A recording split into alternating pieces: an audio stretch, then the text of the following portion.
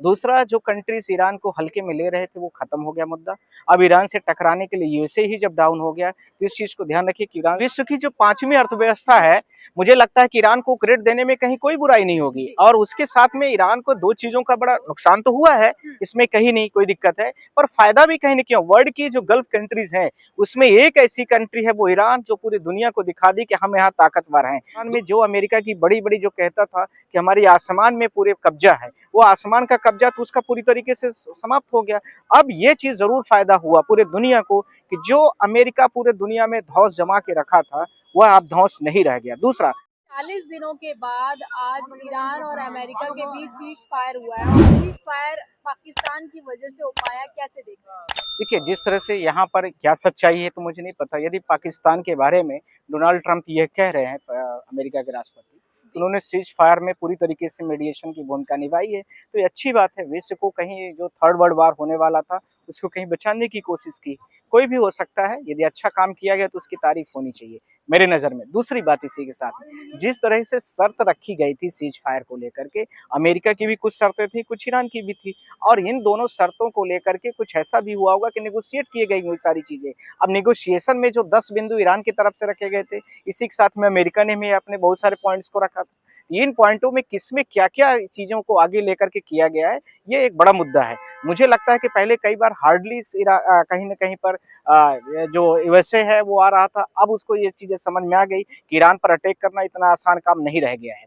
दूसरा, ईरान जिस तरीके से 3 कॉन्टिनेंटल बाउंड्रीज से घिरा हुआ है और उसके नीचे इतने बड़े लेवल पर जा करके उसको पूरी तरीके से वहां पर उसके जितने भी डिफेंस हैं, मिसाइल्स हैं, टनल्स के माध्यम से वहां पर बनाए गए, तो हाँ, अमेरिका का इंटरलॉगेटरी हो नहीं सकता है। दूसरा, एक फेलवर का ये भी है। तीसरा, 40 दिन के दौरान में जो अमेरिका की बड़ी बड़ी जो कहता था कि हमारी आसमान में पूरे कब्जा है, वो आसमान का कब्जा तो उसका पूरी तरीके से समाप्त हो गया।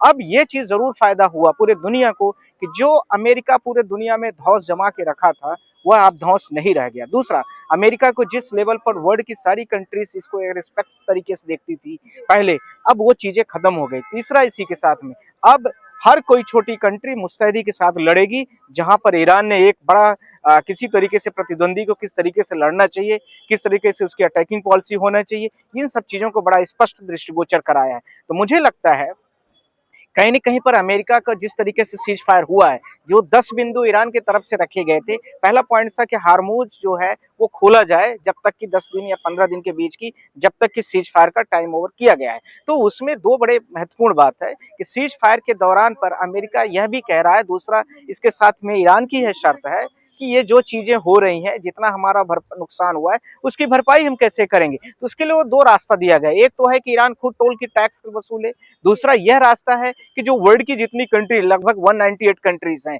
वो मिलकर के इसको पूरा भरपाई करे। तो इसमें यदि कोई चीज इसमें मान लीजिए कि पेमेंट के मोड पर ये सारी चीजें कहीं न कहीं पर हो रही है, तो ये सारी चीजों को या तो यूएसए उसको पूरा पेमेंट देगा जो पूरा नुकसान हो रहा है, या तो फिर इसके साथ में ये वो जो टोल लगाया जाएगा, टोल से उसकी वसूली कराई जाएगी। ये दोनों रास्ते देंगे। तीसरी बात, जो टोल का मिक्सअप पेमेंट आएगा, तो जो ईरान के साथ में और भी जो कंट्री एसोसिएट्स कंट्री हैं, उनके बीच में भी इसका कंट्रीब्यूशन होगा। अर्थात जो और भी कंट्रीज हैं, जैसे कुवैत है बाजू में, और कंट्रीज का जो नुकसान किया गया है, तो उनका भी कहीं न कहीं पर शेयर होगा। तीसरी चीज इसी के साथ में, ईरान इस चीज को लेकर के ज्यादा संशय में दिख रहा है कि भविष्य में जो डोनाल्ड ट्रंप है या यूएसए या श्योर करे और रिटर्न में दे कि हमारे पर कभी भविष्य में अटैक नहीं किया जाएगा। यह बात बहुत ये बात बड़ी महत्वपूर्ण है, पर यहाँ ऐसा हुआ नहीं। जी सर, क्या लग रहा है जिस तरीके से सीज फायर हुआ है और 2 हफ्तों के लिए हुआ है, ईरान एक शक्तिशाली देश बन के निकला है क्या?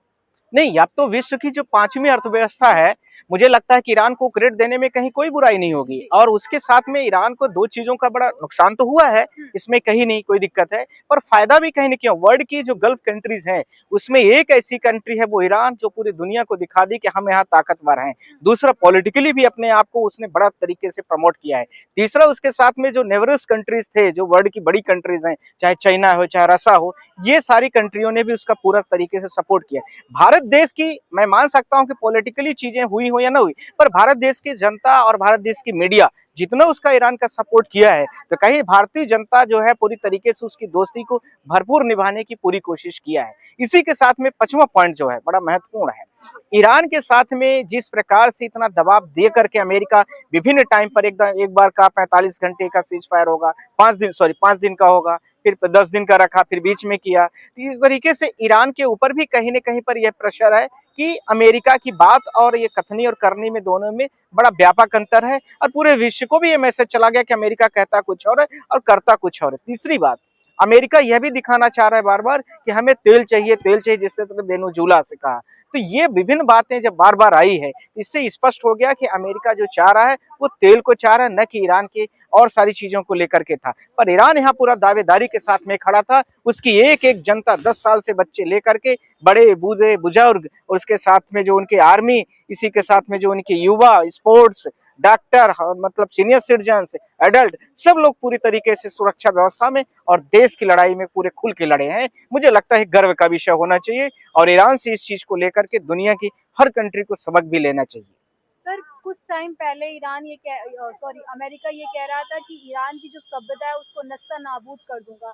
फिर ऐसा क्या होता है कि एकदम से सीज फायर का ऐलान हो जाता है? क्या अमेरिका यानी डोनाल्ड ट्रम्प को ये समझ में आ गया कि ईरान के आगे अब हमारे घुटने हमने टेक दिए? देखिए, ये जो सीज फायर हुआ है ना, विभिन्न प्रकार के जो प्रपोजल्स आए हैं वो अमेरिका की तरफ से ज्यादा आए हैं, इस चीज को ध्यान रखना है। ईरान ने तो अपने एक बात में खड़ा रहा कि मैं तो कोई बातचीत कर नहीं रहा हूँ, क्योंकि 2 बार ये सीज फायर की बातें हुई। एक बार 5 दिन के लिए था, एक दिन 10 दिन के लिए हुआ था। तो ये अलग अलग बातें की गई। ईरान बार बार बोलता था, ट्रम्प बोलते थे कि हमने इनसे, ईरान से बात चल रही है, इससे चल रही है, उससे चल रही है। पर ईरान हमेशा इस चीज का खंडन किया कि मेरी कोई बातचीत किसी से नहीं चल रही है। अब पहली बार ईरान ये कह रहा है कि हमारे 10 बिंदु जो दिए गए हैं, उस बिंदुओं पर यदि ये कंसीडर करेंगे, उसमें यूरेनियम, वेपन्स और इसके साथ में न्यूक्लियर्स को लेकर के जो इनकी ट्रीट है, वो सारी चीजें, विभिन्न प्रकार के इनके ऊपर आरोप लगाए गए हैं, इनके ऊपर पाबंदियां लगाई गई हैं, ये सारी शर्तों को यदि ईरान मनवा लेता है, तो मुझे लगता है कि ईरान की दोनों तरफ जीत हुई। एक युद्ध में पूरे विश्व में एक शक्तिशाली कंट्री निकला उभरा, और दूसरा उसको यह भी समझ में आया कि दुनिया में उसके साथ कितने हैं। तीसरा, अमेरिका को भी स्पष्ट हो गया कि दुनिया की जितनी दादागिरी वो कर रहा था, उसके साथ में कितने लोग खड़े हैं, और कितनी कंट्रियां, नाटो हो या गल्फ कंट्रीज हो या एशियन कंट्रीज हो, कितने उसके साथ में आए। मुझे लगता है ये एक बड़ा स्पष्ट कारण जो है तो अमेरिका को सबक सिखाने का भी रहा। तो अमेरिका इस समय पर अकेला खड़ा है, इसलिए भी सीज फायर हुआ है, यह भी आपको समझने की जरूरत है। एक लास्ट सवाल, जिस तरीके से ईरान पर लगातार ताबड़तोड़ हमले हो रहे थे, लेकिन फिर भी वहाँ की जनता डटी रही। जनता के लिए क्या कहना चाहेंगे? क्योंकि आज भी जनता वो एकजुट दिखा रही है, वहाँ के तमाम मंत्री और तमाम लोग जिस तरीके से अमेरिका का सामना कर रहे हैं, उससे क्या कहेंगे? देखिए, जिस प्रकार से जनता से लेकर के और उसके साथ में पूरा उनका जो शासन है, एडमिनिस्ट्रेशन लेवल तक, पूरे लेवल तक जिस तरह से लड़ाई की गई है, और वह बड़ी सम्मान का विषय है ईरान का और पूरे वर्ल्ड के लिए। इससे पूरे वर्ल्ड को कहीं न कहीं पर सम्मान का एक प्रतीक मिला है। दूसरा, जो कंट्रीज ईरान को हल्के में ले रहे थे वो खत्म हो गया मुद्दा। अब ईरान से टकराने के लिए यूएसए ही जब डाउन हो गया, तो इस चीज को ध्यान रखिए कि ईरान से गल्फ कंट्री, एशियन कंट्री में सब लोग अब ये एक बराबरी के रूप में वो आ चुका है। और अपने आप को प्रमोट करने के लिए मुझे लगता है कि जिस तरीके से उसकी स्ट्रेटजी और दूरदर्शिता दिखाई है, वो सबको इससे सबक लेना चाहिए।